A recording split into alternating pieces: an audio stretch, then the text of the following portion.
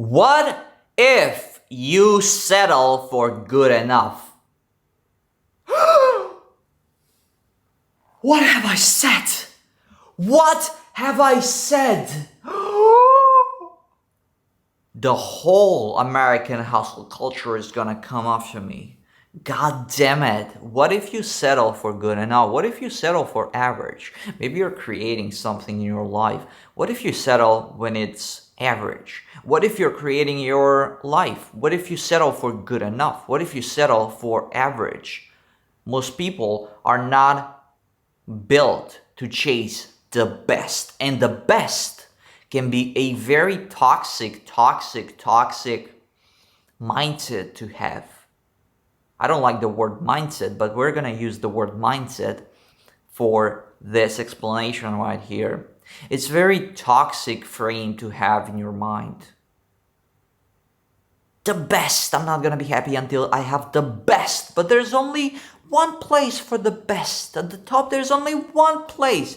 And out of millions and millions and millions of people, the best is very difficult to attain, and especially in other things like building your projects, making your videos, it's the law of diminishing return. You're not even gonna see a difference. You can have the best home ever, but you're still gonna find flaws in it, and you're gonna be like, this is not the best. So that kind of framework is very toxic.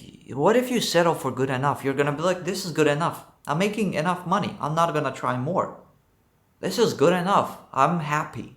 I'm fulfilled, whatever that means. I'm happy, I'm fulfilled. I don't know what those words mean. They're like so used, so overused these days that we're just confusing happiness with pleasure, with fulfillment, with peace. Everything is kind of... So whatever those words mean to you, but maybe you're gonna be like, okay, this is good enough, right? I'm making enough money. It's not about making the most money. It's not about being the best. What if you settle for good enough? What if you settle for good enough? Right? You don't have to have the best phone. It's the law of diminishing return. I'm going to explain that. What if you settle for a phone that's good enough? All right? Let's explain the law of diminishing return. Let's say you buy a phone from $2,000, right? The best iPhone. And what if you buy a mid-range phone of like $300? Well, the difference between a $300 phone and $2,000 phone, it's not very big, even though this phone is like 6-7 times more expensive, right? It's not 6 or 7 times better. It's the law of diminishing return. However, if you buy yourself a phone from $20, and if you buy yourself a phone of $300, this phone of $300 is going to be significantly better. So there's a lot of return there that you got to invest those money. So that's good enough.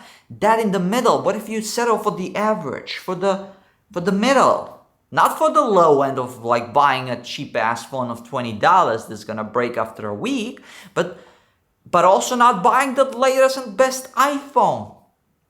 Some people want that. I personally want the best technology, and I usually buy the best technology, but then I realized the law of diminishing returns, and for certain types of technology that I'm not using a lot, I'm just understanding the law of diminishing return, and I'm like, there's no fucking reason to throw those money away. For what? For for slightly better camera, for slightly better performance that I'm not even gonna notice, right? I'm not gonna notice. I'm not playing those. I'm not a power user when it comes to, let's say, the iPhone, a phone. I'm not playing games. I'm not, using the phone all the time. I'm not on video calls on the phone. Who cares? The phone is just for calling, for me, and for music, right? But the law of diminishing return. What if you settle for mid-range phones? This is just an example. What if you settle for mid-range goals as well? And some people are going to be like, but you got to strive for the best. You got to strive for the best. But I'm just afraid of that because I'm striving for the best all the time, I'm constantly going to feel like I'm lagging behind. I'm going to feel like I am not enough there, right? Here's the deal. I still strive for the best, but for a different reason. out of curiosity. I do want to see how far I can go, but not because I have to do it, right? So that hustle culture is a little bit toxic in that sense, because everybody's like, you gotta work hard 100 hours a week, and I'm like, 100 hours a week? What? How? Okay? How are you working 100 hours a week? And okay, you're working 100 hours a week, but are you actually effective? Are you fucking kidding me? You can wash the dishes for 100 hours a week. I personally know that I could do that. I could do that. But leading meetings for 100 hours a week, there's no fucking way that I could do that in an effective and efficient way. I could wash the dishes because I'm just gonna turn my mind off, I'm gonna put some music, I'm not gonna talk to people, and I can do 100 hours a week of actually washing the dishes, maybe for a few weeks there. And then I'm gonna be sick of it, maybe even sooner than that. But leading business meetings for 100 hours a week, it's not possible. So are you actually working, or are you just awake? Are you just awake for 100 hours a week and you're just, here and there, and you're just spinning in circles, and you think that you're working because it feels like you're working hard, right?